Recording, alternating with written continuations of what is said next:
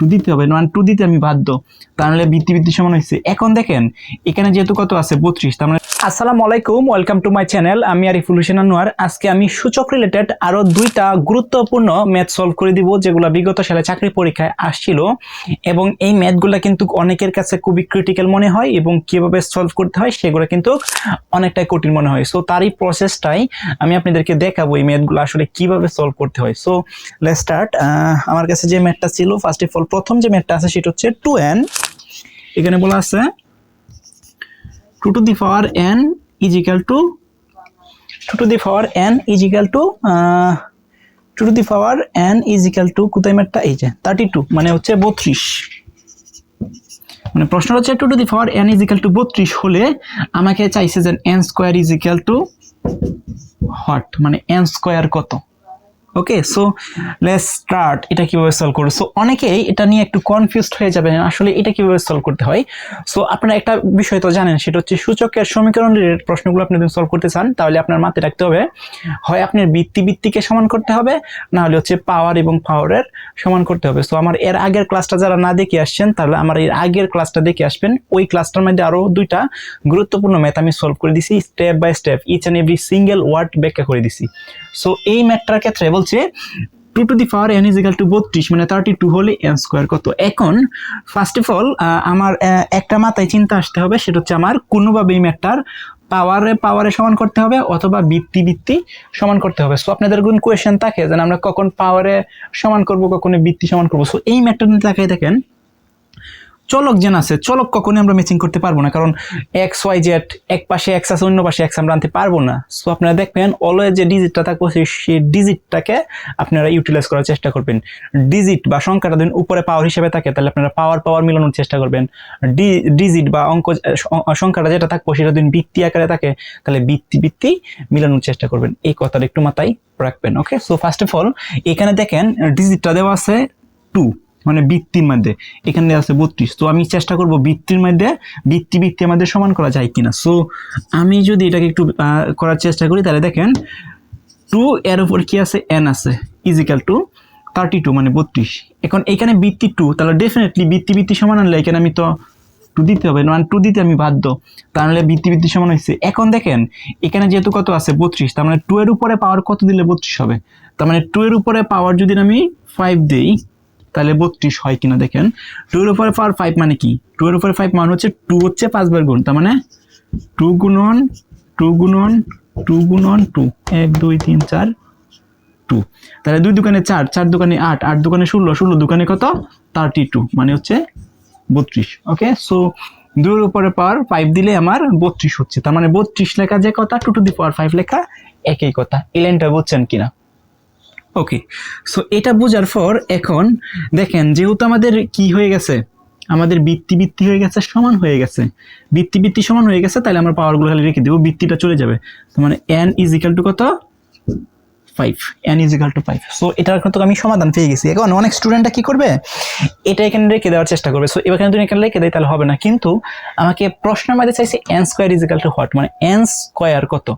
এখন আপনারা জানেন যে সমানের এই পাশে যদি আমি কিছু অ্যাড করি, সমানের ওই পাশে আপনার অ্যাড করতে হবে। এখানে যদি আমি 2 লিখি, এখানেও 2 লিখতে হবে, এখানে যদি আমি 5 লিখি, এখানে 5 লিখতে হবে। অর্থাৎ আপনি কোনো কিছু চাইলেই অ্যাড করতে পারবেন, সেটা হচ্ছে উভয় পাশে, অর্থাৎ সমানের উভয় পাশে আপনার অ্যাড করতে হবে, তাহলে মানের কোনো পরিবর্তন হবে না। সো এখানে আছে কি, এখানে যদি আমি স্কয়ার দিই, এখানেও স্কয়ার দিতে হবে। তার মানে দেখেন n square is equal to 5 square. এখন যদি আপনি এই লাগাতে রেখে দেন, তাহলে হয়ে গেছে আপনার ম্যাথ। অত আপনাকে চাইছে n স্কয়ার, তাহলে এই যে n স্কয়ার, এই পাশেও আমি স্কয়ার বসাই দিছি, এই পাশেও আমি কি করছি, স্কয়ার বসাই দিছি। আপনারা যদি এই লাগাত করে রেখে দেন, তাহলে হয়ে যাবে। যদি আপনার রিটার্ন পরীক্ষায় মানে এই রিলেটেড প্রশ্ন আসে, সো যদি এখন MCQ তে আসে আনসার যদি অপশনে যদি এরকম না থাকে, ক ক গ গর মধ্যে যদি এরকম অপশন না থাকে, তাহলে এই আরেকটা স্টেপ যাইতে হবে।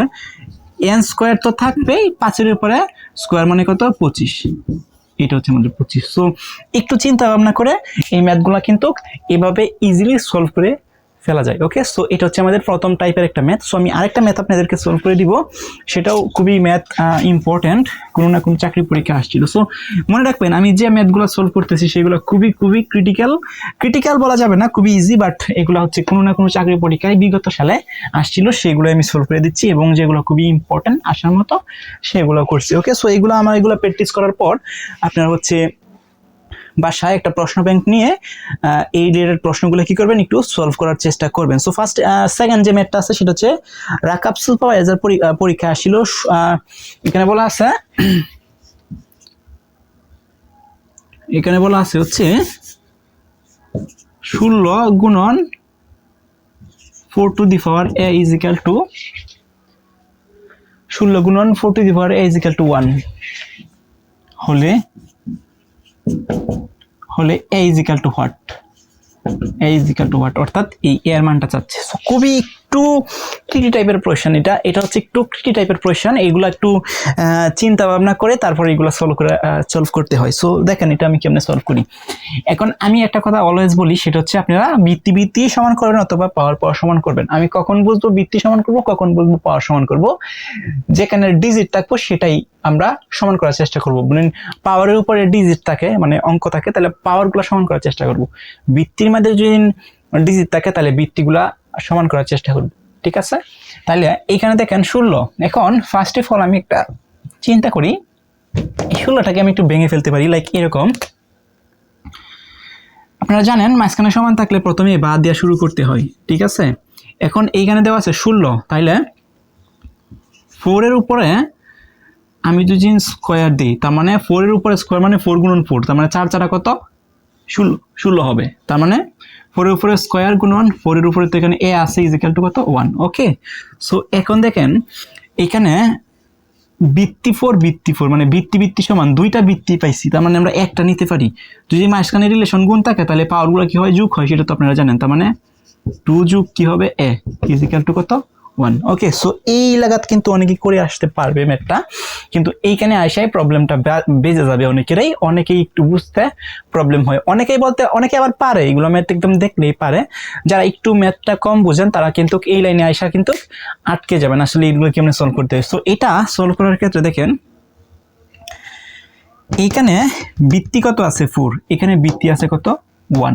ওকে, আবার উপরে এখানে পাওয়ার আছে 2 প্লাস a, কিন্তু এই 4 এর উপরে পাওয়ার কিছু নাই। এখন আমি বলছি কি, যে একটা বৃত্তি যে সম থাকে, এই বৃত্তির উপরে কোনো কিছু নাই, মানে এটার উপরে কি আছে পাওয়ার 1 আছে, লাইক এরকম। এই 1 এর উপরে কোনো কিছু নাই, মানে এই 1 এর উপরে কি আছে 1 আছে একটা মনে মনে পাওয়ার। ওকে, সো ধরেন এরকম থাকলো, এখানে হলো 5 থাকলো, তাহলে 5 এর উপরে কোনো কিছু নাই মানে পাওয়ার 1 আছে। এই কথাটা আপনারা একটু মাথায় রাখার চেষ্টা করতে হবে, যেন কোনো সংখ্যার উপরে পাওয়ার কোনো কিছু নাই মানে এর উপরে কি আছে 1 আছে। ওকে, সো এই যে ম্যাথটা আছে, এখন দেখেন এখন আমি কেমনে করব। সো এটা করার জন্য দেখেন এখানে যেহেতু 1 আছে, তার মানে আমরা একটা বিষয় জানি, সেটা হচ্ছে কোনো সংখ্যার উপরে যদি আমরা পাওয়ার 0 দেই, সেটার মান 2 1 হয়ে যায়।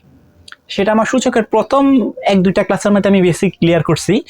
যদি কোনো সংখ্যার উপরে পাওয়ার 0 থাকে, সেটার মান কিন্তু সরাসরি 1 হয়ে যায়। তার মানে আমরা ইজিলি একটা কাজ করতে পারি। কি কাজ করতে পারি, এটা আমি লিখে দেই, 4 2 plus a is equal to, এইখানে আমি একটা 4 দিলাম মন তাইকা, দেওয়ার পর এর উপরে আমি পাওয়ার 0 দিয়ে দিলাম। এখন আমার সুবিধাটা কি হচ্ছে, আমার সুবিধাটা হচ্ছে এইখানে আছে কত 4, এইখানে আছে 4, মানে বৃত্তিটা আমার সেম হয়েছে, বৃত্তিটাকে আমি ফেলে দিতে পারবো। তাহলে আমার পাওয়ার আনছি কেন, এখানে 1 যে কথা 4 টু দি পাওয়ার 0 একই কথা। কেন একই কথা, কারণ আমি বলছি বা আমরা জানি সূচকের নিয়ম অনুসারে যদি কোনো সংখ্যার উপরে পাওয়ার 0 থাকে, সেটার মান 1 হয়ে যায়। তার মানে এইখানে কি আছে, এখানে কি আছে, এখানে কি আছে, এখানে আছে 4, এখানে আছে 4, বৃত্তি সমান চলে যাবে, ইন্ডিয়া থাকবো কত 0। তার মানে আমরা লিখতে পারি, দেখা যাবে কি, হ্যাঁ, তার মানে 2 plus a is equal to কি 0। ওকে, সো আমরা এখানে সলভ করি। এখন এটা এখানে থাকবে, এটা এখানে কি আছে, এখান দিয়ে লোগা এই 2টা লোগা প্লাস আছে, ওই পাশে কি হবে সমানের মাইনাস হবে, তার মানে a is equal to -2। That's it, একদম ইজিলি আমার সলভ হয়ে গেছে আমার, কিন্তু এটাই চাইছে যে এ ইজিক্যাল টু হট, তাহলে এ ইজিক্যাল টু -2। সো এখন বলতে পারেন শূন্য কই গেল, তো শূন্যর সাথে যদি আমরা যা কিছুই করি না কেন, মাইনাস করি না কেন, তো আলটিমেটলি -2 থাকবে। সো আমার আনসার কত?